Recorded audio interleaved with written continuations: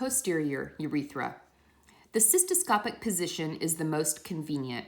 Local anesthesia is quite as necessary as for cystoscopy and is obtained by the same methods, page 51. The urethroscope is introduced like a cystoscope until its orifice is in the bladder. The obturator is then withdrawn, the bladder emptied, the attachments for illumination and irrigation connected, and the irrigation conducted so that a gentle stream of water is constantly flowing into the instrument. This is withdrawn in the long axis of the patient's body until the bladder neck comes into view. The normal posterior urethra. The normal bladder neck appears as an irregularly rounded orifice, the edges of which consist of a series of folds over which course a number of irregular blood vessels. As the tube is gradually withdrawn, the walls of the posterior urethra appear in the field of vision, but do not close the canal or hide the opening of the bladder neck until the tube has been withdrawn almost to the verumontanum. Looking close, one may see the ducts of the prostatic glands upon the floor of the urethra on each side of the median line. As the tube is withdrawn a little further, the verumontanum comes into view, an irregularly shaped, rather edematous rounded body, arising from the floor of the urethra and filling the field. When the verumontanum has been brought fully into view, a little variation in the force of the water stream will wash it clear of the bleeding, which is likely to result from the pressure of the tube, and will make the verumontanum bob up and down, bringing into view the opening of the sinus popularis. If the ejaculatory ducts open at or near the edges of the sinus, these are visible as depressions, somewhat larger than those of the prostatic ducts. Immediately in front of the verumontanum, the membranous urethra comes into view as a more rigid, very red mucous membrane. As the tube is withdrawn into the bulbous urethra, it is released from the grip of the sphincter with a sudden jump. The inflamed posterior urethra.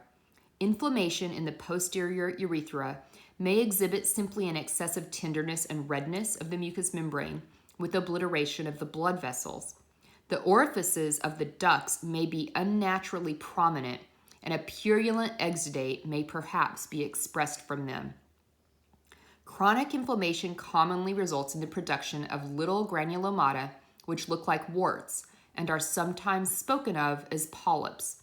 The straight tube almost always reveals one or more of these. Bright pearly cysts are occasionally seen. The inflamed verumontanum.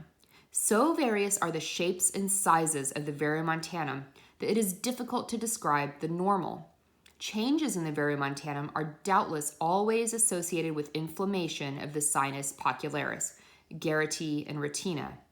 Apart from the presence of little granulomata, inflammation is likely to cause an enlargement of the verumontanum, irregular in outline.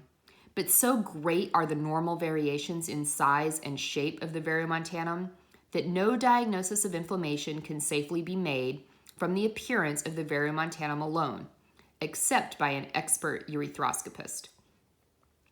Prostatism.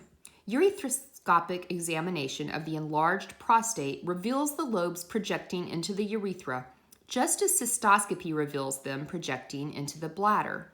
The lumen of the urethra is markedly enlarged so that the end of the tube must be moved up and down in order to see the whole cavity. The mucous membrane is usually inflamed. Carcinoma of the prostate. Inasmuch as carcinoma often does not invade the mucosa, there may be no change in the urethroscopic picture.